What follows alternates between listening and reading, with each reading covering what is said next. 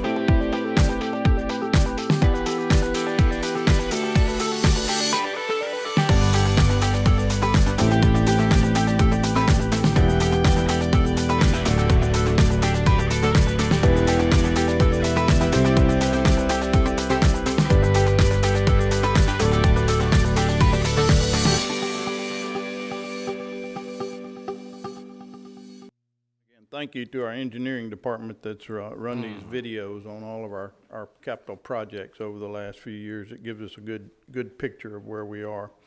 The next piece is I have a one-piece slide presentation for you as well that just talks about a number of items. I'll go ahead and start into those. Our pool water and our chlorination has been a problem. We've had several. We had some manufacturer problems early on in that process as well during a time period where we actually changed some equipment out.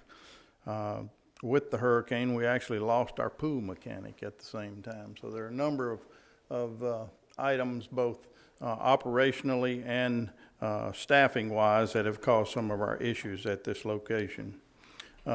We hired our new pool mechanic in January, so he's just now getting started with us and got to get up to speed on all our locations.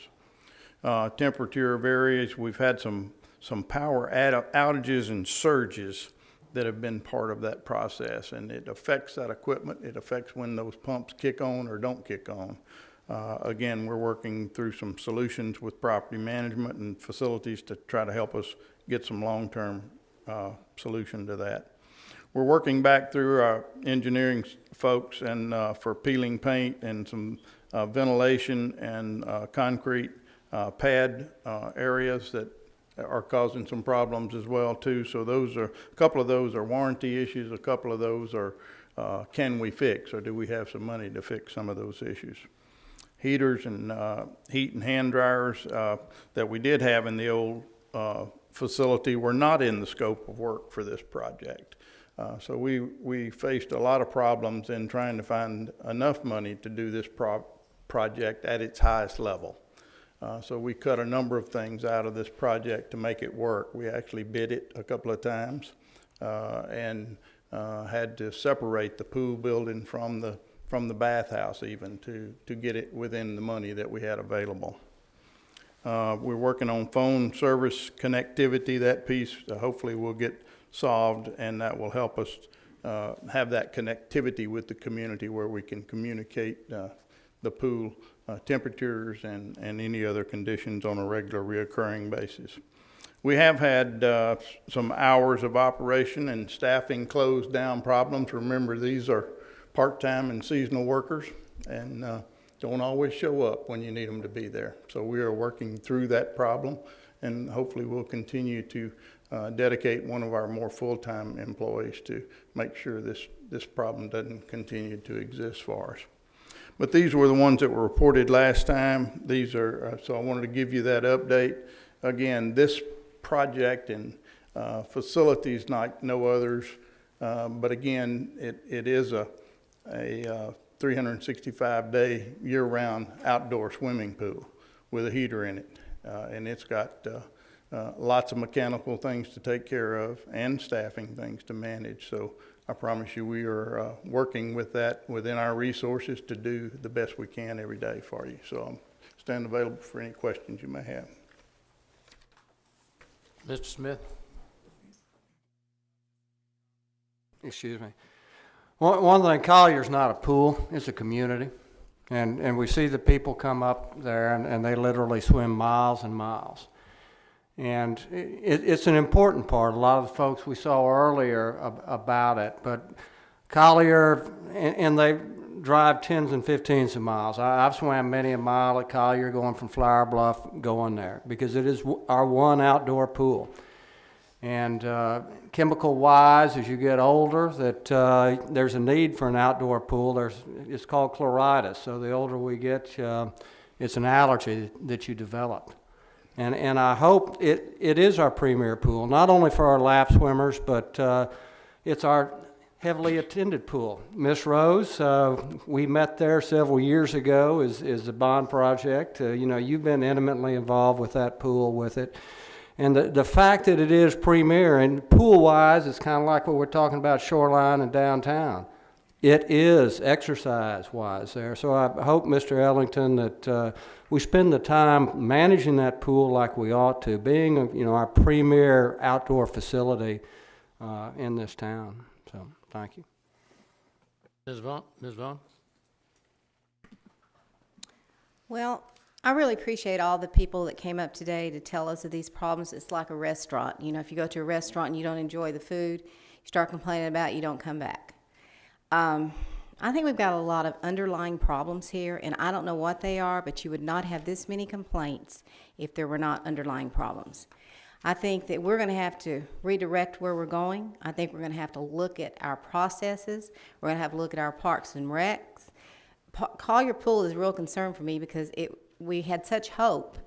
It was brand new that it was just going to be fantastic. We've heard nothing but complaints.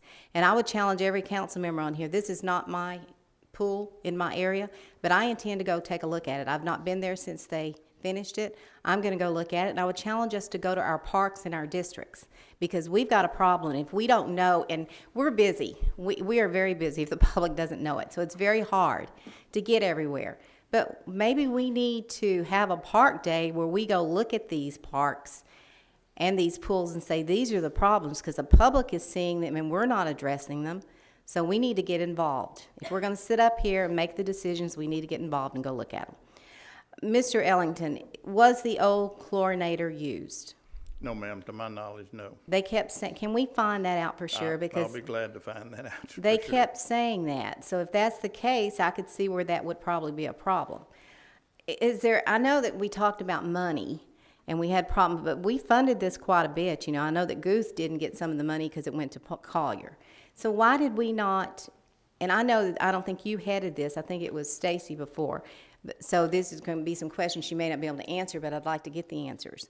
Why would we not address heat, knowing this was a year-round pool, having heat in there? Because they're saying there is no heat. Right. We've had a number of facilities over the years that we've considered as open-air type facilities where we don't heat them. So this is just one of those that we've chosen to do that with. Yeah. How many pools like this do we have in the city that's year-round like this, that you swim in year-round? Right. We don't have any outdoor like this. Yeah, that's what I thought. So to me, I just think we've got a lot of questions. We're going to have to go back and revamp what we're doing, redirect. And I know you're going to have a Parks and Rec presentation after a while, so I think that might be the appropriate time to discuss this. But I'm really disappointed in what's going on at Collier Pool, and who is the contractor? There were two contractors. The contractor that did the building was Barcom, and the contractor that did the pool, I believe, was Atlantis was the name. Is that right, Jen? Was Atlantis a pool company? Yes. Okay. I'm just really concerned. I just think somewhere along the way we messed up here. And I hope that we make whoever did this accountable for what needs to be repaired. This pool's not that old. I don't know what kind of warranty we got as a city, but I hope we were well protected on the warranty. Any of the construction issues are still under warranty. I think some of the complaints fall into that category that are warranty issues, and we've been out there with a contractor, and we're trying to address some of those. Others are features that were not really included in the design, and that would be, I don't know if we would have much recourse on that unless there was some kind of a code requirement that wasn't satisfied, and then we could go back to the designer. Otherwise, I think it would just be a retrofit of a feature, like, for example, the heat. And one of their biggest complaints was the chlorine. It's a constant thing. Why is that? I know I have a pool. I think other people have pools where we have to basically check ours every week. Are we doing that? Yes, ma'am. We actually check our pools every hour. Who does it? So we have either lifeguards or some of the part-time seasonal people, as well as our pool mechanic. What are they? Are they trained in reading the chlorine levels and all that? Yes, ma'am. Okay. Okay, I'll save some of my comments for later. Thank you. I heard it mentioned Barcom. I probably need to recuse myself. I don't know where that goes, but I'm gonna ask you want to run the meeting then? Well, It's just a question and answer, but there's no decision to be made, but does he need to, Rebecca? Yeah, I mean. when in doubt, I always recommend recusal. Right. There's an affidavit that you can file with the city I secretary. got it for another item, but you mentioned about it. I wasn't aware of the Barcom on that, but. Yeah, he generally does that on Barcom. So, Right. Sure. Do I need to?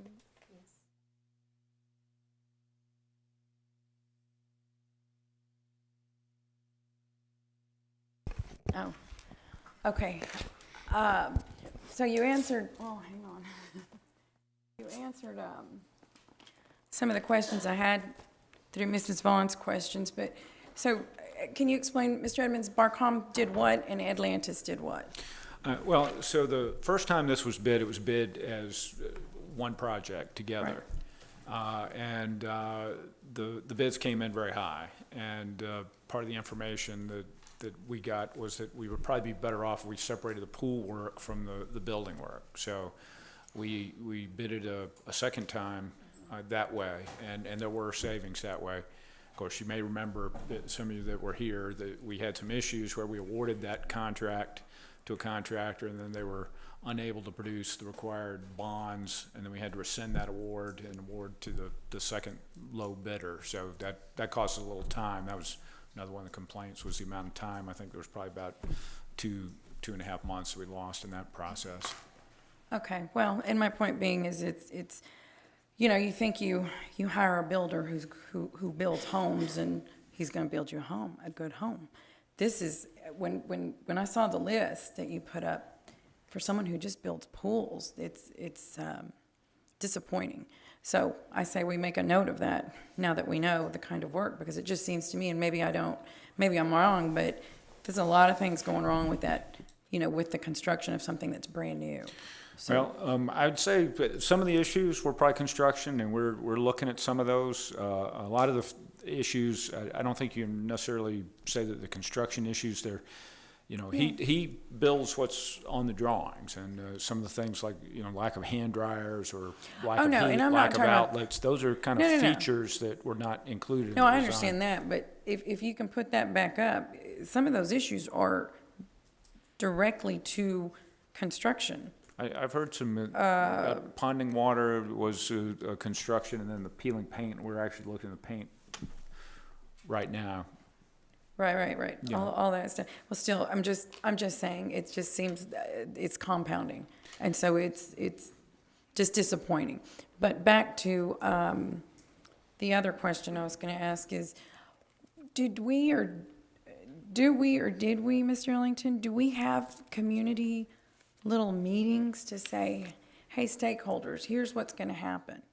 Because everybody, it seemed, well, it is, where is this and where is that? And why'd we cut back here and why'd we cut back there? So if we do it, up front and say, hey, community, come here. You guys are swimmers. Y'all care clearly. You're here. You care about this.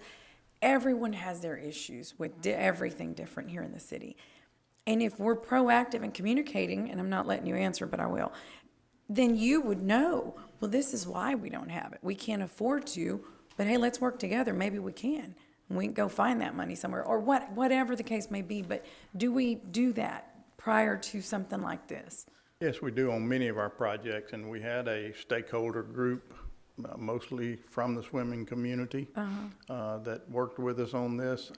I went to 2 different meetings with them, and I think we had probably 3 or 4 over the time from the time we started the project till way down in the construction time period. So we did have a pretty good bit of input in the process, including going back and talking about it came in over bid. What are we going to do now? Right. As well. Okay. I was just checking. I mean, it's important. So, all right. Thank you. Ms. Rubio. Thank you, Mayor Pro Tem. Mr. Ellington or Mr. Edmonds. Yeah, I would have to think Jeff Edmonds. Who was in charge of the bathhouse? Was it Barcom or That was the part that Barcom had. Okay, because all those, it seems like peeling paint, ventilation, concrete pad, heating and hand dryers, phone service, those to me don't seem like, they shouldn't have been any problems with them. Well, the peeling paint that'd be a construction issue. Maybe the ponding on the concrete, we've got to look into that. But like I said, like the hand dryers, if it's not in his design documents and his bid documents, put those in. He's not, you can't pin that on the contractor. So who's in charge of that? Well, that would be the architect. Those were design features or. But if they're not working, who's gonna? No, they weren't installed. That was they weren't a installed. lack of those Okay. features being in the pool. I think what the user is saying is, we had these before, we'd like to have them, and they're not there. Okay, 'cause So that's, unless it's not really something we have a recourse against, either the contractor or designer, unless it was in this case, it was in the drawings, so it would have to be the designer. And the only way you have a recourse is if there was some code requirement for that and it wasn't included. Otherwise, it's kind of shame on us. And if we want to retrofit that feature, we've got to get somebody to go do that. well, the peeling paint, we've had problems before. That is an At issue. the other pool, right? At TCR's, we had problems with peeling paint. And now we have peeling problems, over here at Collier. So obviously, whoever's doing the pools don't know what they're doing. Because if we're having peeling paint, I mean, that to me is common sense. You ought to be able to know what kind of paint you're gonna use when you're gonna be working on a pool. Well, this isn't inside the pool, it's inside the pool building, and it's in the shower area. But still, I mean, regardless of where it is, I mean, you ought to know what specs you need to use in order to paint either inside or outside, because we had that same problem at TCR's. And I don't know if it's the same contractor or not, but. Anyway, at TCR's, it was actually in the pool. That was the pool paint. Right. It's a little bit different situation in this case, and I think the contractor is working on it. Okay. I think that, and I don't want to stop them from doing that, but this could also loop back to a design issue, because what's happening is, due to the lack of heat, they don't run the ventilation there. So in the shower area, it's very moist and very wet, which is causing the paint to peel because it's higher moisture than ought to be in there. So Okay, there is. but when you hire someone, I mean, y'all have specs on what you want, right? That's correct. And, Okay, and so we- if I'm gonna bid for something, I'm saying, yes, I can do the job, but obviously, they couldn't do it. Or they didn't do it right. I don't know if I can quite make the leap you're making there. I think Okay. that it's not terribly unusual that you have an issue like this, and there are some mitigating circumstances with the way that's being operated. Okay, well, it's just disappointing. Disappointing to have something new, because we invested a lot of money in this, okay, and a lot of time. And then to finally get it done, and then it's being closed for so many days. Obviously, Mrs. Rose, that's awful for us to have been closed for whatever reason. We have lots of reasons, and you can have 1,000 reasons, but still, at the end of the day, that pool was closed, and folks were trying to swim. And I thought, and I guess I was wrong, it's never been a heated pool? Has it always been a heated pool? Yeah. So it has been a heated pool, The pool is heated, but the bathhouse isn't heated. but the bathhouse is not. It used to be. Okay. So obviously, we used to do things right, and people were happy, and now we get it all taken care of, and people are not happy because it's been closed for so many days and things have not been doing right. So I think, Mrs. Rose, we need to make sure that we get on top of this and make it right for our citizens, because we have a lot of swimmers, and thank God we have a lot of swimmers, and they came and spoke to us today. So I think we really have to take a look, you know, and hear them out and hear their concerns, and then figure out a way to make it work. Right. Let me just say, Councilwoman Rubio, as well as the rest of the council, I'm sure that a lot that's not being said here is the fact that there was a certain amount of money that was available for the project, and staff worked to try to get as much amenities as possible to within the dollars. And if some of the items used to be and is not, it's probably because there wasn't enough funding as part of that process. I just want to kind of keep it all in perspective in terms of talking about this issue. And the other, as it relates to staffing, in the past, we may have used part-time staff, but we did have full-time staff, and I think one of the individuals that spoke was responsible for making sure a lot of things got done with these pools, not only just this pool. But in recent years, we have, because of funding, we have had to consider and rely heavily on temporaries and part-timers. And when you're looking to maintain facilities like Collier Pool, it's very difficult to rely heavily on part-time people to be at a facility at a certain time every single day. You have some that's committed, but you still have some that you really can't depend on them. And because in the past we had permanent, we've now moved to more part-time and temporary, and that becomes a challenge within itself. And we've moved in that direction all because of funding. That's it. It all comes back to what we used to do. We had funding to take care of it, but we're now beginning to move in different directions because of funding. I just want to make sure that everyone pretty much understands that a lot of things have changed from the past because of the funding. Thank you. Okay, Mr. Molina? Thank you. Residents, thank you so much for coming out and letting us know these issues, not just today, but in your emails and your recent visits. Thank you for caring. Mrs. Rose or Mr. Ellington, we've heard the issues, and thank you so much for addressing them. You're aware of them, and you're sounds like you have a plan to move forward. How quickly will Collier Pool be back in regular operation without any lapse in service? When will things get back to normal there? Mr. Merlino, I'm hoping that some of our adjustments that we're making will get us on track here, hopefully within the next 3 to 4 weeks, where we don't have any more issues.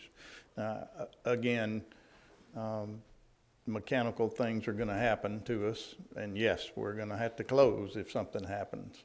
So we just ask our constituents to bear with us. We're not doing this intentionally for the community. Our intention is to operate 7 days a week there at the hours we've posted to do that. So we will make every effort to do that as quickly as possible. Is there any way to let the public know if and when the pool will be closed? One ahead of of time? our communication problems is that IT line and identifying a funding source to help us get that line in there so we can communicate out on a regular basis as well too. We're trying to identify the funding for that. Hopefully we'll find that and move that forward as well. Well, Mrs. Rose, can it be just as simple as making a social media post that the pool will be closed for service?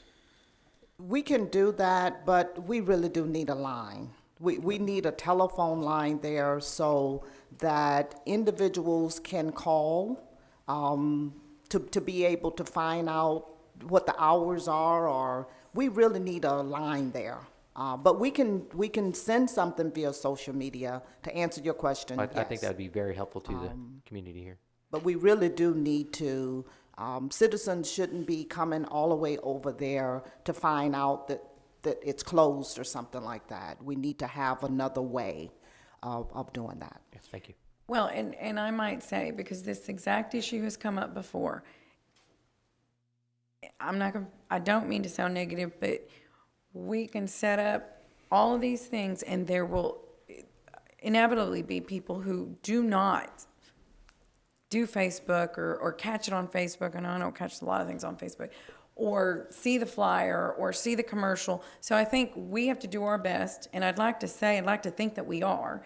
I don't know, because in this particular case, I'm not sure what the communication was, but it's never 100% ever, I don't believe. And we have seen that with other things, Right. regarding the city. But as long as we do our best and we try, then, some people are better at email than others, or Facebook than others, or Twitter, and the list goes on. Sure. So, thank you. Ms. Opal? Oh, thank you, Mayor Pro Tem. There are several points in here, and I think, Ms. Rose, you made one. Mr. Edmonds, I think the term is value engineered out some of the things that might have been placed into that facility, and that was based on financial constraints. And I think that's a really important point. I know that as we're moving forward on some of our 2018 bond discussions, we're trying to get a little bit more realistic, and it sounds like that perhaps this was one of those victims of not having a really good scope, and then when we went to actually execute, we were not in a position to be able to do that. Is that correct? I think you're exactly correct, and we're wanting to move away from some of what was done in the past, where I think there was a little bit of over-promising with these bond issues, and they did not have a clear scope for either of these. And as Ms. Vaughn mentioned, there were 2 pools that needed to be done with the funding and that prop, and I know that it was a struggle, and we did a lot of what you mentioned, value engineering, and we reduced all of the contingencies. We had to bid the project twice to get something that we could work within the budget. So that's what we're trying to reverse with what we're doing on the 2018, where we're doing the feasibility studies up front. So hopefully we have a realistic budget estimate going into a referendum, so we don't get into a situation where we're overcommitted on scope. I just wanted to make that point because I know that's a little something different for us on the council. We're having to, I guess, front some money, if you will, for these projects. But what it should help prevent are circumstances like this. And so we need to be sure to do that. The second thing I'm going to bring up is and it cannot come from anything that happens at West Guth. I'm going to preface that. But we need to know what it would take to heat these restrooms. Or the bathhouse. I mean, it just, whether it's one of those, hang on the wall, whatever they're called, different kinds of facilities, it is hardy folk who lately have been able to go swim at Collier Pool and not get out of that water into a heated facility. So what is that cost going to be? And until we know that cost, we're not going to know whether or not it's something we can even entertain as a council. And so, hands down, if we're going to use that facility the way it's intended, even if it's 65 degrees and you're coming out of a pool and you get out, it's just a little bit nippy, I'm just saying. So I do applaud you guys for your dedication. I'm not sure. I was going to do the polar bear, and then it was like 12 degrees in Corpus. I'm like, no way. So we really appreciate what you're doing to keep that healthy part of our community. But I would just make a request to find out, is there some other way that we can begin to look at how to heat that facility? And I don't know about hand dryers. Surely they can't be that expensive. I don't know. But I do understand why when you're having to make cuts, you have to look for those things. The third question I have is, did we cut the budget for Collier Pool in the 2018 budget that we're in? Did we make cuts based on year over year from 2017 to 18? No, ma'am. So we're operating with a similar staffing pattern, but as you pointed out, Last year, yes. the challenges of finding that staff. And the final comment I'm going to make is something that I keep hearing as sort of a fait accompli, which is, well, you know, it's new equipment's broken. Now, I'm going to look down with this group, and all of us, if we were in a purchasing position and our vendor said, yeah, it's new equipment, it's broken, we would be veritably unhinged in some ways.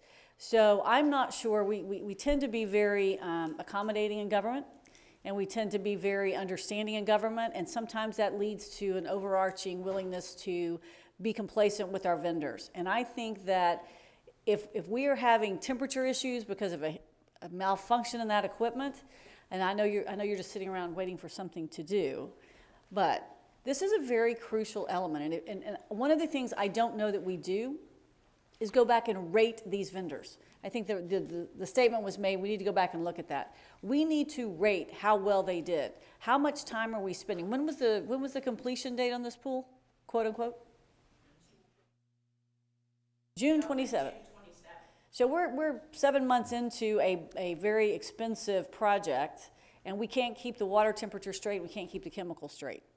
And if that's an equipment malfunction, we should have known that at month 3. Or if this, I mean, I just believe that you guys are working so hard to build the relationships. We knew it by day 3, okay? Well, there you go. Okay. So, After it you know, returned over to us. I don't know what it would take from the city's perspective to look at these vendors eye to eye and say, we need you guys to step up. And if it's broken, and so be it. If it's a broken contractor, then that's a whole different issue, and that's something we'd have to work on. But I just invite you to feel that you can communicate with us and let us know what we can do to help you, because I think this is one of those circumstances as a community. It's a defining moment. We're going to talk about parks and all the other things that were out there. We can't continue to minimize the resources we put on a project and expect a maximum result. And I think this will stand as a testament to how we need to rethink that. So if we could get some specs on what it would take to put the heat back in there, if that windscreen is a little short, you know, just what are these things that we're going to have to look at, and then to tie some costs to it to see what we can do. Thank you. Ms. Vaughn. Okay, I said I wasn't going to say anything, but I just can't sit here any longer. My blood pressure is going to hit the roof.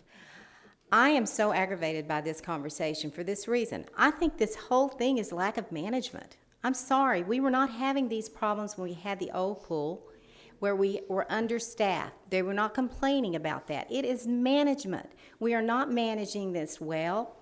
And it's not because of money. We spent a lot of money over there. The things that we did do should be working. One of the biggest problems is the chlorine. Now, we're not staying on top of it, or we wouldn't continually have this problem. So, Mrs. Rose, I have a hard time with that. And the other thing, I think we're making excuses, and I don't think we should do that. We're sitting here saying we need a telephone line. Well, if we don't have enough people to man the pool, how in the heck do you think they're going to go man the telephone? Not going to happen. That's not the most important issue here. We just need to fix this. And if we need those heaters, there are enrichment funds, correct, Mr. Ellington? What are they called? Community enrichment fund. Can you use that for that? I mean, there is over $3 million in there. Why can we not just say, okay, we're going to fix this problem today, and we're going to fix those heaters? The money is in there. There is no reason for us to sit here and say we're going to have to go look for it. We know it's there. Let me just indicate, the goal is never to try to make excuses, but I believe that we need to look at not only Collier Pool, because this is just one symptom here. We need to look at all of Parks and Recreation, as well as other departments that have symptoms just like this. What Collier Pool is today is not what it was years ago. And as we continue to work with these budgets, they're going to continue to decline.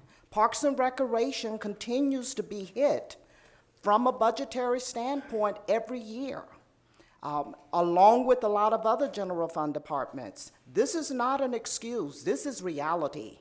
And as a result, we're going to need to look at Collier Pool as well as all of the others to determine how much funding do we want to put in those areas. Because we may have had more full-time people in the past that manage these areas. When you start talking about, no, we're not going to use full-timers anymore, we're going to use part-time people, that's a whole different mindset. That's a whole different change when you start talking about managing.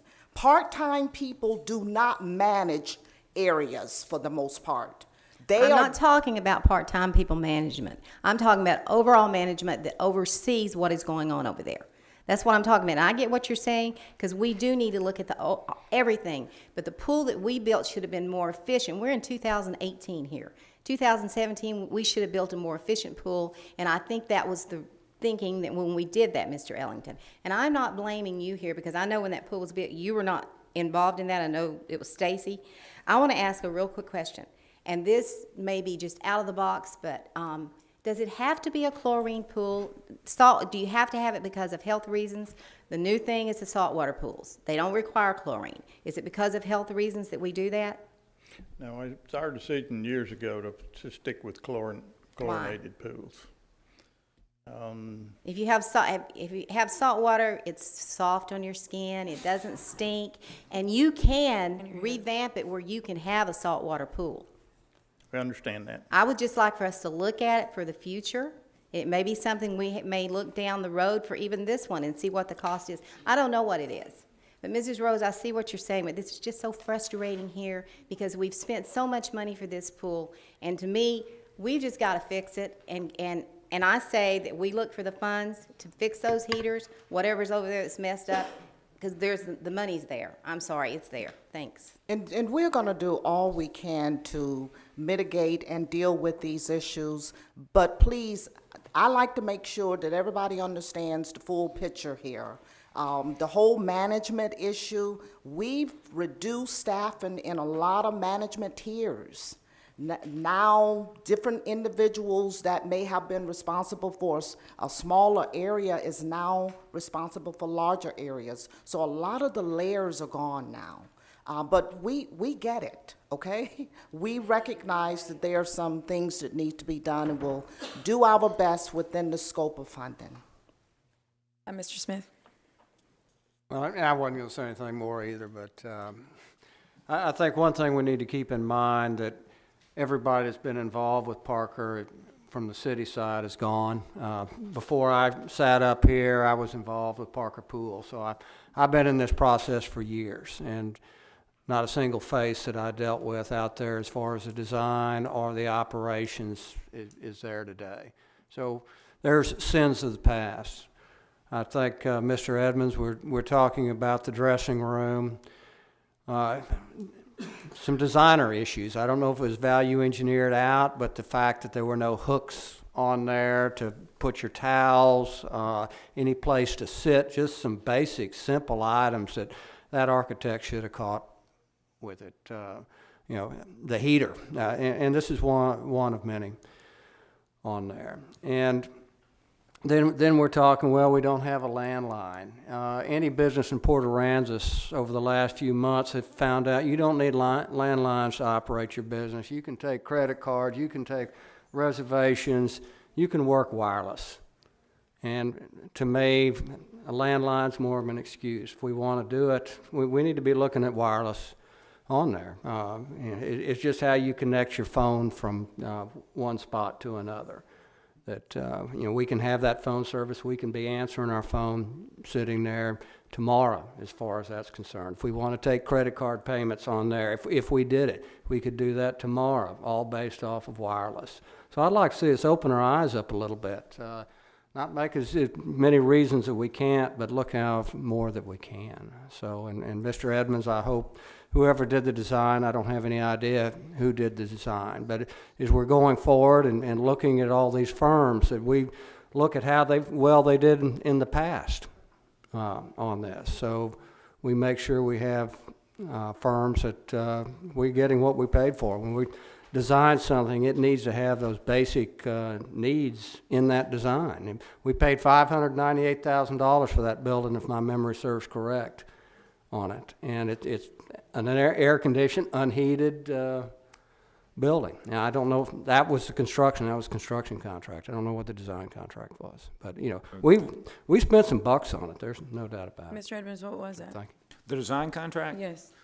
And who was the? It was Turner Ramirez Architects. I can't remember wow. what the fee was on that. Okay, Mr. Garza? I understand that we've got, we're shorter on funds than we have been in previous years. I guess the question I got, do we have somebody on staff that remains that has some sort of aquatic experience, or do we have a manager that actually manages our aquatics program? Yes, sir, I do. And so, I mean, there are ways. I mean, I remember they were going to close down Parker Pool, and we got a bunch of the community involved. We got some of the swimming people involved, and they actually did all the things that we need to do to fix that pool. Got a lot more I'm going to say community involvement in terms of resources. I know what you're saying, how difficult it is to manage temporaries, but there's a lot of entities across the country that manage temporaries and are successful using temporaries. I don't think if you've got the right expertise in place to be able to manage aquatics facilities, then you should be able to use that expertise to be able to put the fixes in place. In terms of funding and resources, again, I know that we can find ways to use some of the community development resources, and we just eliminate some of the other things that we've got in order to make this particular investment functional. We have about $2 million investment here. We've got to make this particular investment functional. And again, if it comes back and say, how are you going to move this? I mean, you just can't take a defeatist attitude. We got to figure out how we're going to make this thing work, because we've already invested these dollars, and it's invested so that it works, so that it's an asset to the community, not just sits there and too much chlorine, not enough chlorine, no heaters, there are ways to fix this thing, and at least make it as functional as the old facility was. And I don't think we're that far away, but I think that we need a timeline. You say, we're going to do the best we can here, We need a timeline. The contractor's going to fix the peeling paint in this type of a short-term period. The chemicals and the chlorinator is going to either be replaced or fixed in this time period. And then from a staffing standpoint, the same thing. I know that it's hard to depend on temporaries, but you can still have some of your existing staff go in there and check and see if somebody showed up, and if they didn't, man the facility. But there are ways to still take care of our existing thing. You just don't throw your hands in the air and say, we don't have the funding, and therefore everything is going to go to hell in a handbasket. We just can't take that attitude. Thank you. Thank you, Mr. Ellington. And Mrs. Rose, do you want to go ahead and do the health plan update? We can. So you're finished with this one? I think we're finished. There are no more okay. comments or? Okay, yes. Steve Vieira is here to talk about the health plan update.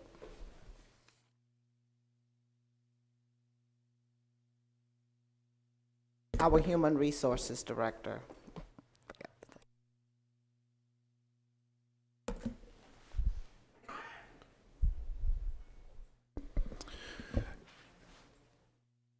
Good afternoon, Mayor and Council. Stephen Vieta, Director of Human Resources. With me today, I also have Rose Bond, our Benefits Manager.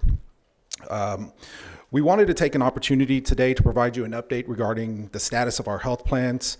However, I do want to stress that this is just a first quarter report, so it's still early in the process.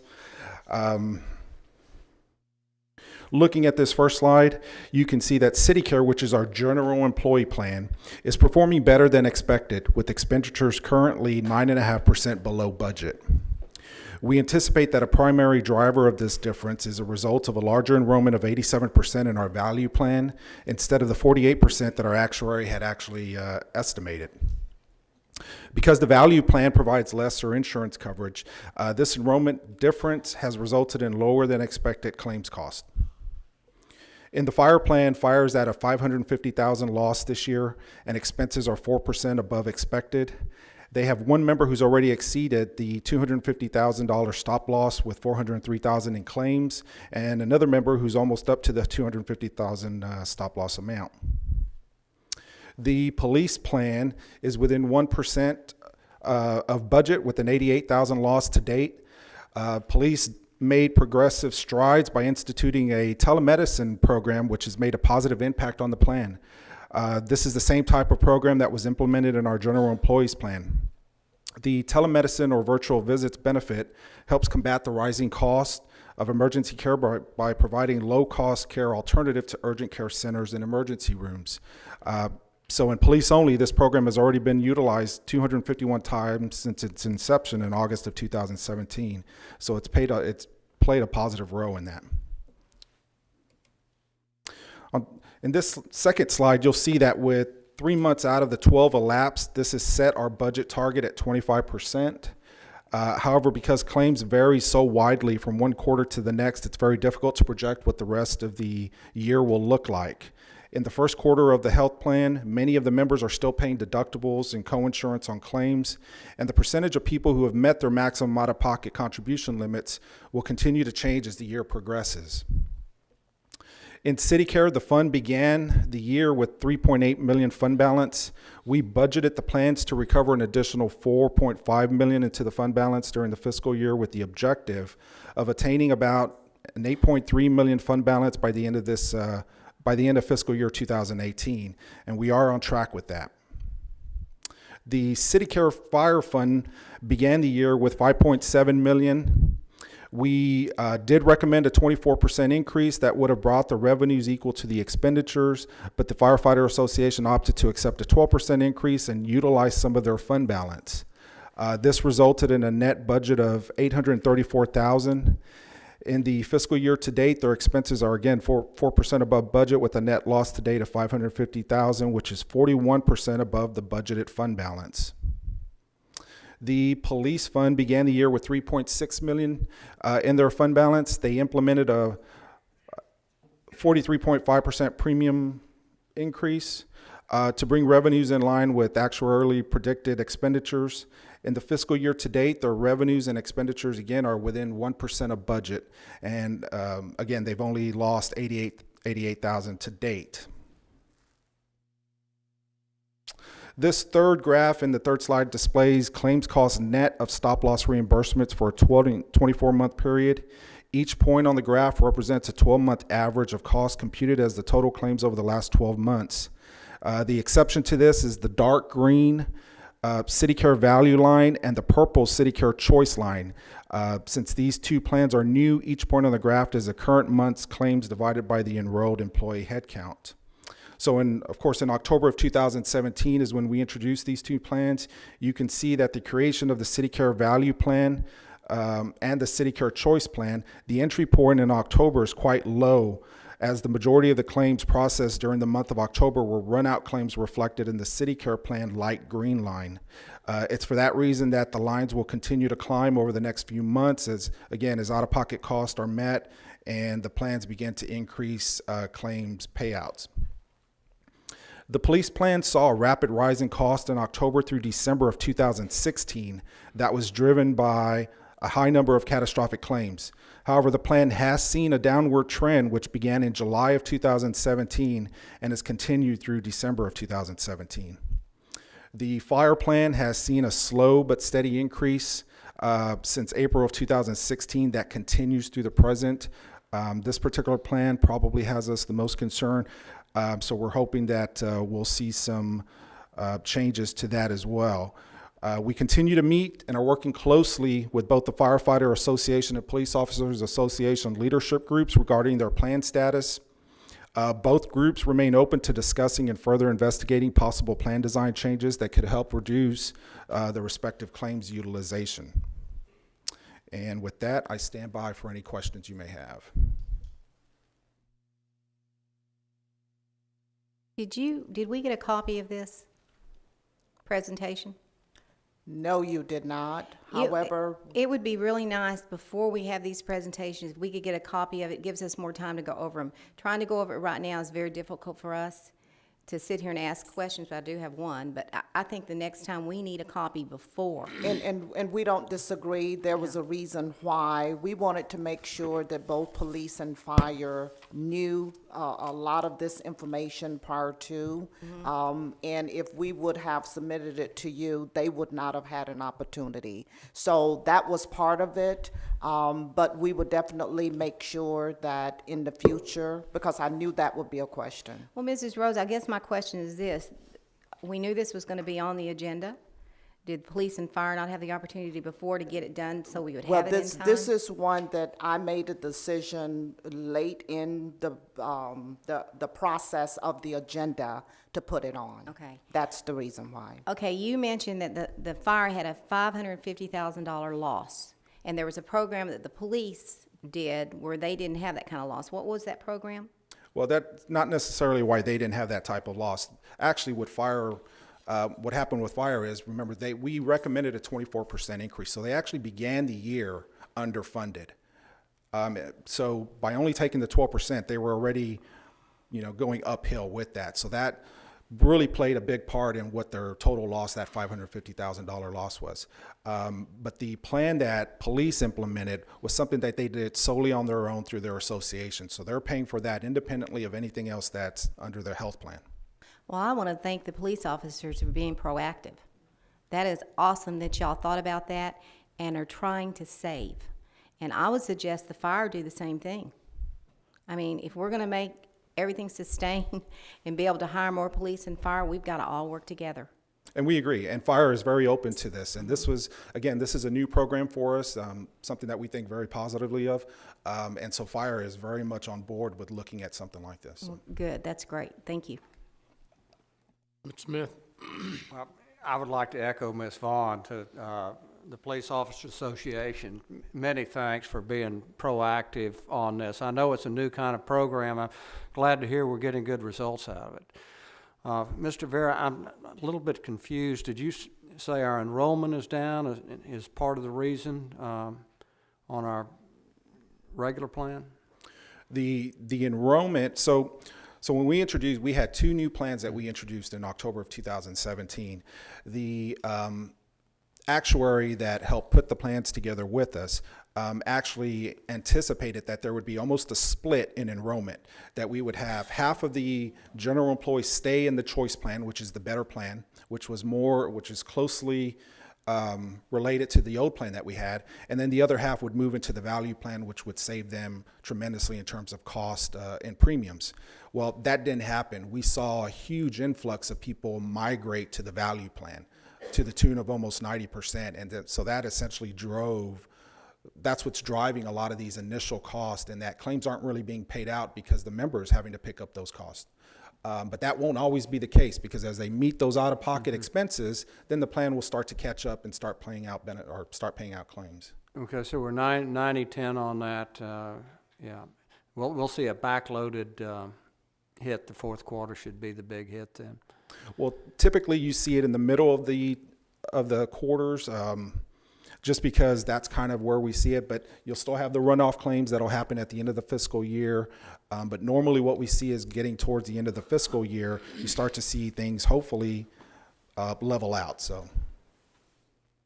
Well, and fellow council, just looking at this number, like you said, Councilwoman Vaughn, that we just saw it, but $300, it's just a huge drop in here. And I know that our health costs have been a big struggle for our general employees. And I hate balancing the budget off the backs of that health cost. So if we're not hitting our actuarial assumptions into this case in the good, and we can't judge by a quarter, but closer to a year, that we take off. When we come down to budgeting cycle, we evaluate this hard. Maybe we have a little more visibility at that point in time.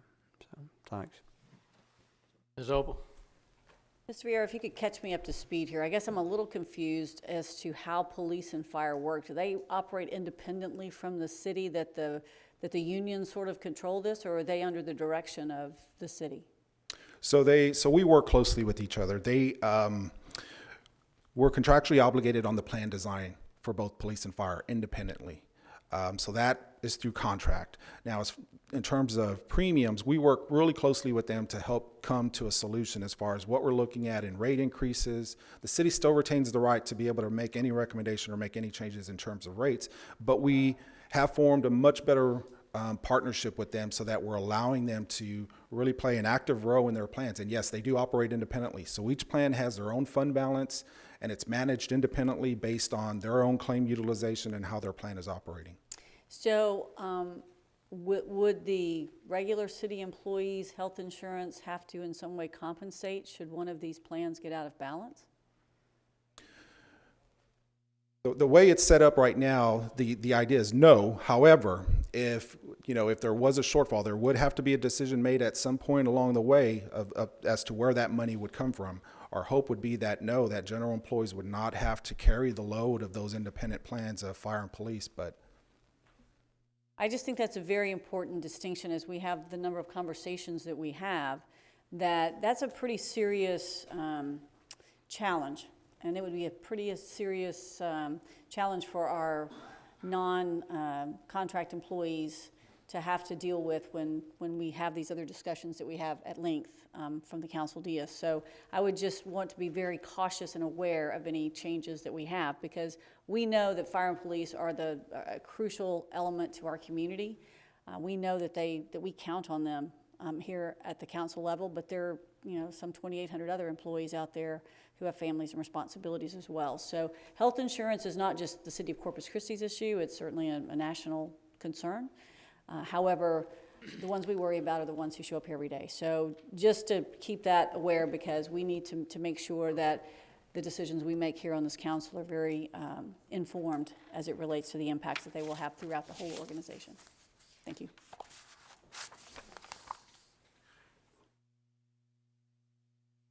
Anybody else? I do have a couple of other items, All right. if I may. Okay, so thank you so much, Mr. Vieira. So in closing regarding this issue, if you recall, last year, probably the May, June timeframe, we came to you saying we needed to pull a lot of money out because of the health funds were challenged. I did indicate to you that we really didn't want to go down that road again. That's one of the reasons why we're having these conversations now. I am continuing to meet with staff on a monthly basis, and if these numbers continue to grow the way it's looking now, I will be saying something to you before the end of the next quarter, because this is a very critical area that could definitely impact our budget in a detrimental way. So there's a couple of other issues I just wanted to share. One is regarding flu shots. So according to the Public Health District, there were 794 flu cases reported last week in Nueces County compared to 384 reported the same week in 2017. So it's very clear that there's a lot of flu cases in Nueces County. The Public Health District still has flu shots available and is encouraging anyone who has not received the shot to get one. The flu shots have been offered to residents who are not insured or who are underinsured for a cost of $20, and no prescription is required. Health District is located at 1702 Horn Road. And the last item under the city manager comments is the city's utility department is offering free dye tablets for residents who would like to inspect their toilets for leaks. A leaky toilet could waste up to 200 gallons of water per day. This is an opportunity for homeowners and businesses before they see an increase in water pressure from the new elevated water storage tanks this spring. The tablets are available at the City Hall information booth at 1201 Leopard and also at the Utilities Department at 2726 Holly Road. These are free detect-a-leak tablets. And that's all I have. Thank you.